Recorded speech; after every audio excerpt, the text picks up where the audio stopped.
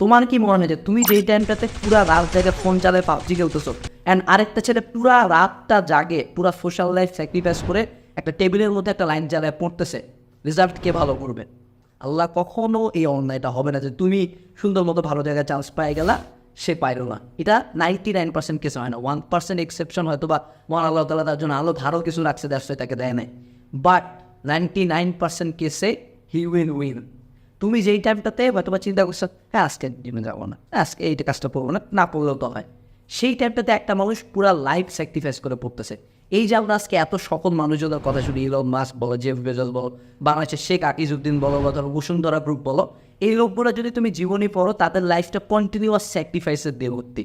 যেই টাইমটাতে তাদের বয়সী মানুষজন পুরো লাইফ এনজয় করছে, পুরো লাইফ এনজয় করে যাচ্ছে, তারা ওই টাইমটাতে কুত্তার মতো হাঁটে গেছে।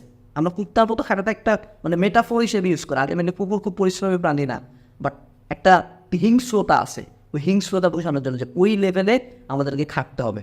So at the end of the day তোমার যদি মনে হয় যে না তারা একটা খুব চিল লাইফ কাটাচ্ছে, এই জন্য তারা খুব ভালো জায়গায় চলে যাবে, তা না। আমরা স্কুল লাইফে দেখছি যে যারা ওই টাইপটাতে হয়তো বা আমরা মনে করো সাদা কেস পরে সব জায়গায় বেড়াইতে, আমরা হয়তো খুব পার্টি টাইটি করতে পারি, খুব একটা ফ্রেন্ডসের কারণে নেই, খুব একটা বাইক টাইক নিতে পারি না, আমরা বাইকে করে ঘুরে বেড়াইছে। হয়তো 2016-17 সালের দিকে আমাদের যেসব ফ্রেন্ডরা খুব পাঙ্গু ছিল, সেসব ফ্রেন্ড এখন হয়তো বা জাস্ট একটা সিঙ্গেল ভার্সিটিতেও করতে পারতেছে না, তারা এখন মনে করো বিভিন্ন জায়গায় পার্ট টাইম জব নিচ্ছে, বিভিন্ন ড্রাগ অ্যাডিক্ট, তারা তাদের আলটিমেটলি ফিউচার নিয়ে কোনো গোল নাই। বাট ওই টাইমটাতে আমরা যেসব ফ্রেন্ডরা এগুলো সব স্যাক্রিফাইস করে পড়ছিলাম, ওরা হয়তো বা তাদের লাইফে ভালো ভালো জায়গায় সেটেল, 90% কেসে তারা ভালো ভালো জায়গায় settle. So at the end of the day sacrifice, and যেই টাইমটাতে মানুষজন মজা নিচ্ছে সেই টাইমটাতে তোমাকে খাটতে হবে, দেখবা তোমার লাইফে চেঞ্জ আসবে, দেখবা তুমি বাকিদের চেয়ে কেমন যেন আগায় যাচ্ছ। At the end of the day কোন এফোর্টটা ম্যাটার করে জানো? যে সময় কেউ এফোর্ট দেয় না। আমি যখন এই ভিডিওটা বানাচ্ছি হয়তো বা এখন রাত 5টা বাজে, আমি একটা জিনিস গ্যারান্টি দিয়ে বলতে পারি যে আমি যেই টাইমে ভিডিওটা বানাচ্ছি এই টাইমে কেউ ভিডিওটা বানাচ্ছে না। So I know I am at least working harder then a lot of people. অনেক মানুষের এই টাইমটাতে ধুমসে ঘুমাচ্ছে, সেই টাইমটাতে অবভিয়াসলি আমি ভিডিওটা বানাচ্ছি। সো অ্যাটলিস্ট আমার লাইফে তাদের চেয়ে একটু বেশি হলে ভ্যালুটা আছে।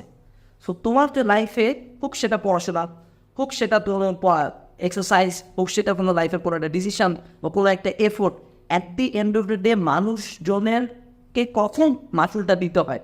যে যেই টাইমটাতে আমি রাত জাগে পড়তেছিলাম, যেই টাইমটাতে আমি 10 থেকে 12 ঘন্টা পড়ছি, যেই টাইমটাতে আমার পুরা ফ্রেন্ড সার্কেল ইন্টারনেটে এনজয় করছে, চিল করছে, সেই টাইমটাতে আমি বাইরের মধ্যে বসেছিলাম, সেই টাইমটাতে আমি 6টা করে প্রাইভেট পড়ছি। দ্যাটস ওয়াই আমি আজকে একটা ভালো ভার্সিটিতে পড়তেছি। যেই টাইমটাতে তোমরা মজা নিচ্ছে না এইচএসসির পরপর, সেই টাইমটাতে আমি IELTS এর কোর্স করছি, আমি বিদেশি ভার্সিটিগুলোতে অ্যাপ্লাই করছি। দ্যাটস ওয়াই আমি আজকে একটা বিদেশি ভার্সিটি MIT বা হার্ভার্ড টাইপের স্কলারশিপ পাইছি। তোমরা যেই টাইমটাতে খুব সুন্দর মতো পার্টি করতেছিলা, প্রচুর ফাস্টফুড খাচ্ছিলে, সেই টাইমটাতে আমি না খায় না দেয় জিমে ঘন্টার পর ঘন্টা ব্যয় করছি। দ্যাটস ওয়াই আমি আজকে ফিট, দ্যাটস ওয়াই তোমরা আজকে মোটা, হয়তো আজকে তোমাদের কার্ডিওভাস্কুলার ডিজিজ হয়েছে, অনেক প্রকার প্রবলেম তোমাদের। At the end of the day যেই এফোর্টটা ম্যাটার করে, দেখো পার ডে 3 থেকে 5 ঘন্টা 6-7টা প্রাইভেট সবাই পড়ে, সবাই কেন চান্স পায় না, সবার রেজাল্ট কেন ভালো না, সবার বডি ফিটনেস কেন ভালো না, সবাই কেন লাইফে সাকসেসফুল না? কারণ at the end of the day matter করে যে না ওকে আমাদের প্রত্যেকের বেস লাইন সেম, আমরা একই রাস্তায় দৌড়াচ্ছি, একই বই পড়তেছি, একই কোচিংয়ে যাওয়ার ট্রাই করি, একই গাইড ফলো করি। বাট যেই জিনিসটা আমাকে আলাদা করবে যে বাকিরা যেই টাইমটাতে ঘুমাচ্ছিল সেই টাইমটাতে আমি কী করতেছিলাম।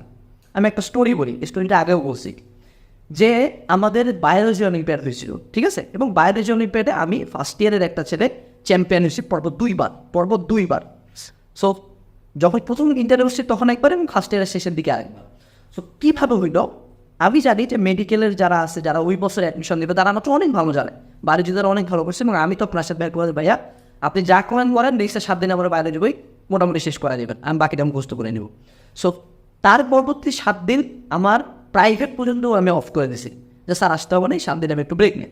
এই 7টা দিন আমার শুধুমাত্র খাওয়া, ওয়াশরুম, রেস্ট, এর বাইরে আমি শুধুমাত্র বায়োলজি পড়ছি। অ্যান্ড 7টা দিন পরে আমি চ্যাম্পিয়ন হয়েছি। আমি জানি যে এই 7টা দিন বাকিরা হয়তো তাদের লাইফের পুরো চিন লাইফ কাটাচ্ছে, নর্মালি একটু পড়লো বায়োলজি অলিম্পিয়াড কে বলে, বাট আমি ওই সময়টাতে পড়ছি যে সময়টাতে বাকিরা রেস্ট করছে। অ্যান্ড আমি জানি যে আমার সৃষ্টিকর্তা আমাকে কখনোই এই পরিশ্রমটা ফেলে যেতে দিবে না। ট্রাস্ট মি, কোনো পরিশ্রম তোমার লাইফের কোনো পরিশ্রম কখনো বৃথা যায় না।